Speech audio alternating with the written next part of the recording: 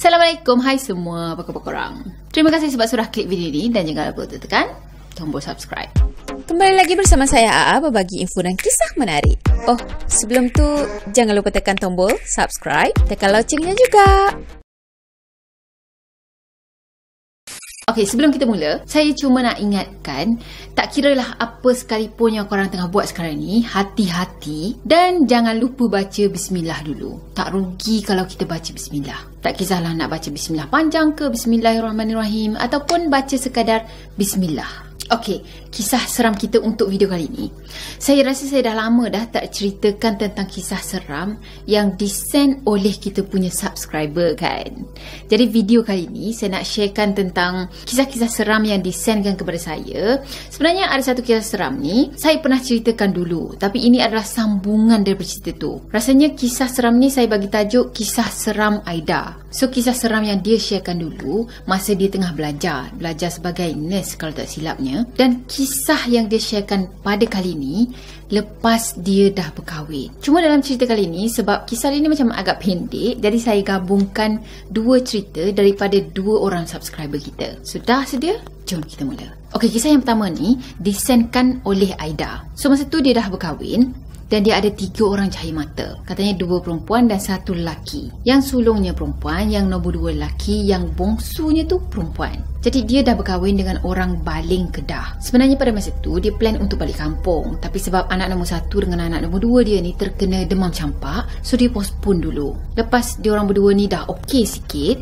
barulah dia balik ke kampung. Bila dah sampai dekat kampung tadi, barulah anak bongsu dia orang tunjukkan tanda-tanda demam campak. Jadi lepas abang dengan akaknya dah sihat, barulah dia pula yang terkena. Jadi pada siang hari tu, dia ingat macam tak ada apa-apa lah. Dah tu katanya orang tua-tua selalu pesan, kalau kena kayap ke, kena demam campak ke, pantang dekat dalam rumah tu masak benda-benda yang bergoreng dan juga bertumis. Jadi pada petang tu dia masak macam biasa sebab dia fikir tak ada apalah kot. Bila malam hari, anak dia mula menangis. Bila dia bagi susu je, anak dia tidur diam je kan. Dan lepas anak dia dah tidur, dia pun nak tidur jugalah. Dah tu bila dia nak terlelap je, anak dia mula menangis lagi. Katanya anak dia pada masa tu menangisnya tu bukan macam merengek minta susu ke ataupun mengantuk ke apa kan.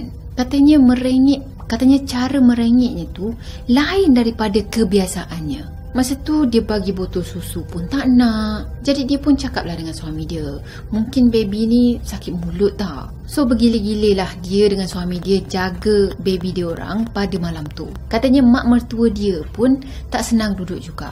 Kejap-kejap datang intai, pergi tengoklah dah kenapa baby ni macam menangis, merengek macam tu kan. Ada apa-apa yang tak kena ke? Dah tu anak bongsu dia tadi macam okey sikit, dah tenang dah. Dia pun terlelap, dia tertidur lah. Dalam pukul 3 pagi, masa dia sedap je tidur, tiba-tiba dia tersedar sebab dia dengar ada seseorang dekat luar rumah dia tu tengah cangkul tanah. Kan bunyinya kan macam cuk, cuk, cuk macam tu kan. Masa tu dia biarkan je dan dalam hati dia macam terdetik lah, jangan sampai anak aku sedar dah lah. Tak lama lepas tu, dia dengar pula benda tu tengah heret cangkul.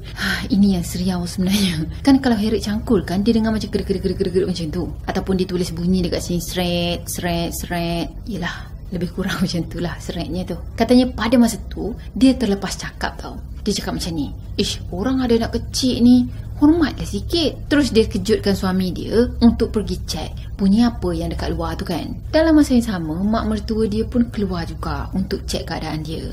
Dan dia pun pergi ke arah mak mertua dia kan. Katanya masa tu dia ada dekat ruang tamu. Dan mak mertua dia pun tanyalah, kenapa ni? Dia cakap pasal Kedah tau. Dan dia cakap, awak pasal apa ni? Kalau betul lah pronunciation dia.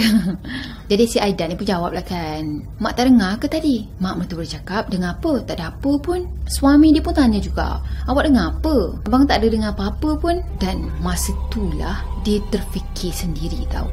Dia terfikir kata, siapa pula yang cangkul tanah dekat sebelah bilik dia kan?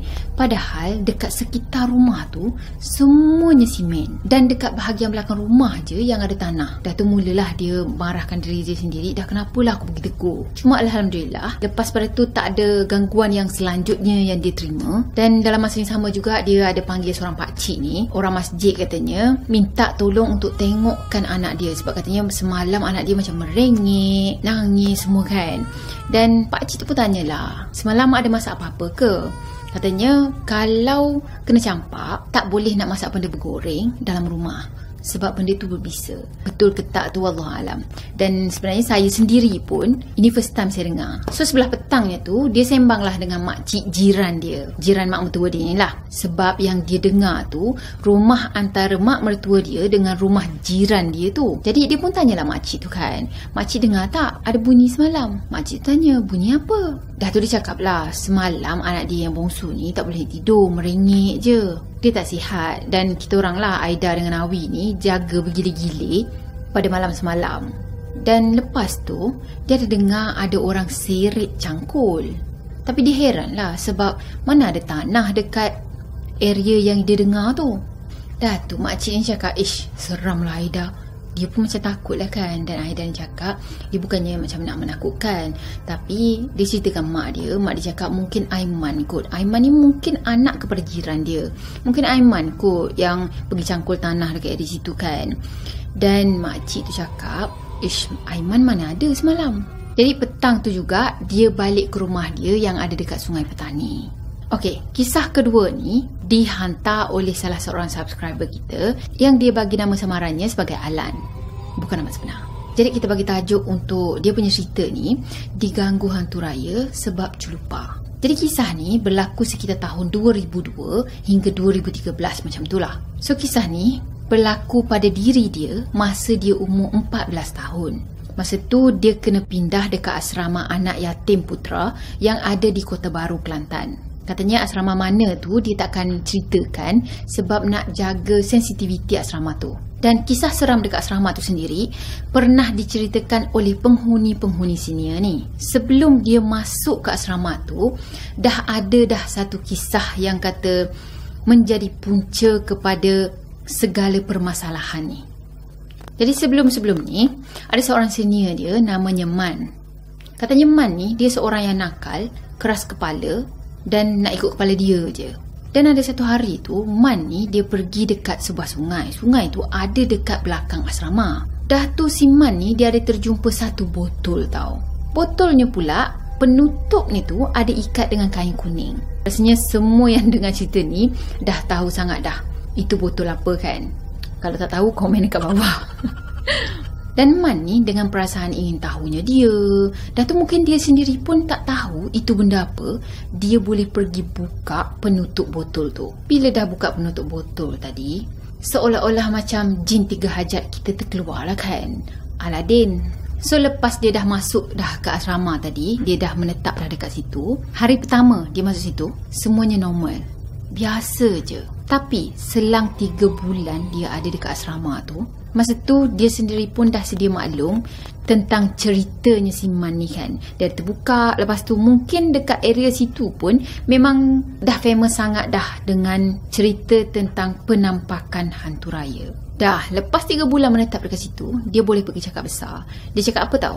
Dia cakap, kalau aku jumpa dengan hantu bulu tu, korang jangan risau, aku akan tampar dia, larilah dia. Dah lah ada dekat tempat tu. Dekat situ juga ada benda lah tu, makhluk tu kan. Dan dia boleh pergi cakap macam gitu. Of course lah mendatang. Malam tu juga terus benda tu datang tau. Dia munculkan diri. Masa tu dalam jam 1:30 pagi, si Alan ni dia terjaga daripada tidur. Dah tu pintu dom dia terbuka. Jadi dia pun bangun lah kan untuk pergi tutup balik pintu dom tadi. Dah turun daripada katil, lepas tu pergi dekat pintu tadi dan tutup pintu tu.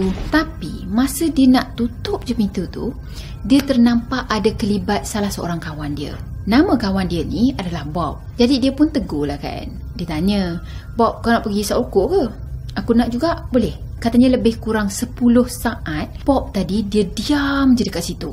Dah tu tiba-tiba je si Bob ni dia boleh palingkan muka ke arah Alan. Masa dia toleh je ke arah Alan tadi, muka dia dah berubah dah jadi hantu raya tu. Serta-merta masa tu juga dia menjerit sekuat hati, tapi pelik, tak ada siapa pun yang dengar dia menjerit pada masa tu. Dah tu dia lari tau.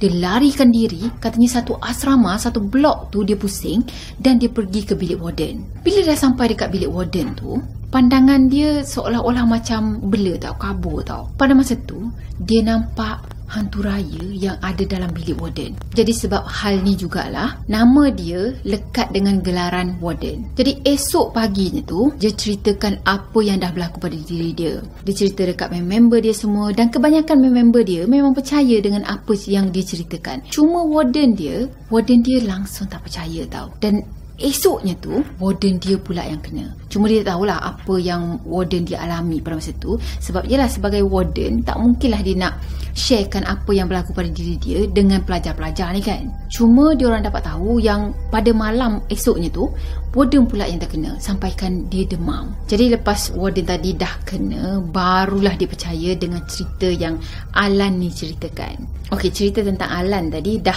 habislah. Sekarang ni saya nak share sikit pengalaman saya. Macam yang saya cakap lah, saya rasa saya ada banyak kali juga cerita, sharekan dengan korang. Rasanya saya ada beberapa kali ceritakan, sharekan dengan korang pengalaman saya sendiri bila saya balik dekat rumah mak mertua saya dan ada sesuatu yang berlaku. Ingat lagi tak? Yang saya pernah cerita, kita orang tidur atas katil dalam bilik tu. Dan bila saya tersedar, tiba-tiba macam saya tak boleh nak gerak macam itu tau. Kita macam tahu ada benda yang datang. So pada masa tu, saya boleh nampak lah macam sama-sama ada sesuatu yang datang. Mula-mula dia datang berdiri dekat tepi saya. Saya masa tu tidur dekat hujung sekali. Jadi dia berdiri dekat tepi saya ni, sambil mukanya tu pandang ke arah saya yang tengah tidur ni tau. Dan lepas tu datang lagi. Dalam 4 ke 5 lebih kurang lah macam gitulah, sosok yang datang menghampiri, seolah-olah macam berdiri mengelilingi saya. Dan semua diorang pandang ke arah saya yang tengah struggle untuk melepaskan diri. Korang boleh faham tak situasinya tu macam mana? Ya, pada masa tu memang saya baca ayat kursi, baca macam tu kan. Dan masa saya baca tu, yang dekat tepi sini, dia seolah-olah macam bercakap dengan yang kat hujung kaki saya tu, seolah-olah macam ni. Dia baca apa kita nak buat ni kan, macam tu kan. Dan tangannya tu, yang tepi sini tadi, tangannya tu macam tunjuk ke arah saya macam ni. Tunjuk macam slow motion pula tu. Ya Allah, kalau sekali fikir, sebenarnya pada masa kejadian tu kita tak rasa pun benda tu seram tau. Masa tu saya cuma rasa nak cepat bangun, nak cepat lepaskan diri, tu je. Dan yang dekat hujung kaki saya tu, dia cuma cakap, biar dia. Kita punya perasaannya macam tu lah, biar dia baca macam tu kan. Dah tu saya baca beberapa kali ayat kursi semua, dan Alhamdulillah dapat lepaskan diri. Lepas dah terlepas daripada gangguan tu, saya macam pandang sekeliling lah, pandang macam tu kan. Okey, gelap. Lepas tu kita sambung tidur balik. Boleh tidur? Boleh tau. Jangan tanya. Dah banyak kali kan cakap tidur nombor 1. Okey, jadi masa raya hari tu, ialah saya baliklah rumah mak tua saya kan. Dah malam yang keberapa, saya pernah lupa malam keberapa. Time tu suami saya, dia keluar. Dia balik pagi, dalam pukul mungkin 1, mungkin 2 pagi macam tu tak. Biasalah kan, jarang balik kampung, mestilah nak jumpa dengan kawan-kawan, nak melepak. Ya kan biasa, ngopi-ngopi malam-malam kan.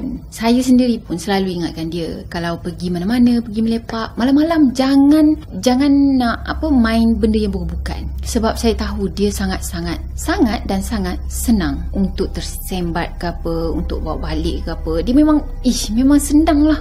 Panas pula kita lah. Dah malam tu dia dah cakap awal dah, dia nak keluar jumpa kawan dulu kan. Okey lah, fine, jumpa kawan. Tapi cakap dengan dia jangan main bukan. Okey, fine. Jadi malam tu saya ada mimpi. Orang kata kalau mimpi jangan cerita kan, tapi itulah mimpinya ni macam berkesinambungan tau. Seolah-olah macam memang benda tu yang bagi mimpi pun ada. Tak tahulah kalau tak ingat nak baca doa ke apa, kan mendapat. Jadi pada malam tu saya mimpinya macam ni. Mak saya ni tengah bersedih. Saya tak tahu apa yang buatkan dia sedih. Lepas tu macam dia menangis lah kan. Jadi saya pun peluklah dia. Peluknya ni, kepalanya ada pada dada saya tau. Saya peluk dia. Lepas tu tenangkan dia macam tu kan. Masa dah tenangkan dia tadi, dia pun macam tekap muka dia dekat dada saya ni. Dan tiba-tiba je kepalanya tu seolah-olah macam suling dekat saya, dekat dada saya ni tau. Bukan suling kau macam gini kan, suling macam gitu kan. Cakap, kenapa dengan mak ni kan? Ni macam dah lain ni. Ni bukan mak aku ni, macam gitulah. So saya pun dah tak peluk dia masa tu. Dan saya tak tahu apa yang berlaku. Tapi mak saya tu dah tak ada langsung. Tiba-tiba je ada sesuatu yang datang. Allah, berdiri bila Rama. Tiba-tiba je ada sesuatu yang datang, seolah-olah macam datang daripada dada saya ni, terus naik ke atas, naik ke tengkuk macam gitu.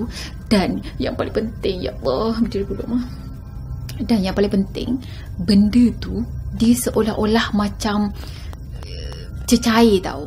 Korang faham tak? Saya tak pernah tahu nak rasa sesuatu yang macam tu. Tapi rasa dia sangat tak selesa. Sangat membuat kita kembang tekak. Sebab benda tu boleh kata benda yang berlendir lah. Benda yang berlendir daripada dada kita ni. Lepas tu dia macam naik ke atas macam ni tau. Dia sampai ke tengkuk ni. Saya rasa aku ni bukan mimpi biasa ni kan.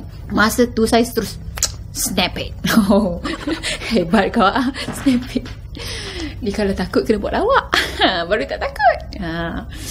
Dah kita rasa pelik tadi kan. Dekat sampai ke tekak macam gitu, dia belendirnya tu seolah-olah macam lendir tu nak naik ke atas. Lepas tu nak bungkus semua kita punya kepala ni. So masa tu saya cakap, ini bukan mimpi lagi, ini dah benda lain. So saya pun baca lah ayat kursi. Baca. Lepas tu terlepas. Saya tersedar. Dah tersedar tu saya tengok suami saya tak ada lagi. Tapi dengarlah macam suara dia ada kat luar. So masa tu saya fikir, mungkin dah balik rumah kan. Tapi ada dekat luar. Dan saya pun bangun. Saya tengok dia tengah makan limau. Lepas tu tanya, nak limau? Tak ada kerja.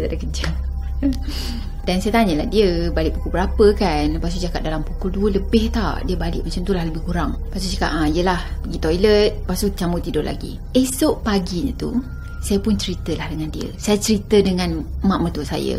Memang kalau apa je yang berlaku dekat rumah tu, saya kena ganggu ke apa, saya akan cerita dengan mak mertua saya. Saya cakap lah yang semalam seolah-olah macam ada lendir semua kan, yang nak membungkus kita punya kepala ni. Dah tu rasa dia memang tak best gila. Serius tak best. Saya cuma bayangkan itu sesuatu yang sangat kotor. Tak boleh bayang. Dah. Suami saya ni masa tu dia tak cerita lagi tau. Dah naik kereta, kita orang nak balik rumah mak saya pula. Masa itulah dia cerita. Dia cakap sebenarnya semalam dia pun tak boleh nak tidur juga. Lepas dia dah balik rumah, dia baring nak tidur lah ni. Tapi tiba-tiba je dia terdengar macam ada orang yang mengintai dekat tingkap tau. So saya lah yang tidur dekat sebelah tingkap tu. Ada orang, seolah-olah macam ada orang tengah mengintai dekat tingkap tu. Kan kalau ada orang yang macam mengintai, kan dengar kan kukah ke apa kan. Kalau Kelantan cakap kukah lah. Dah dia dengar suara macam gitu tadi. Dia pun bangun cakap, apa benda ni kan. Masa tu dia tak terfikir benda-benda yang huntu-huntu ni lagi tau.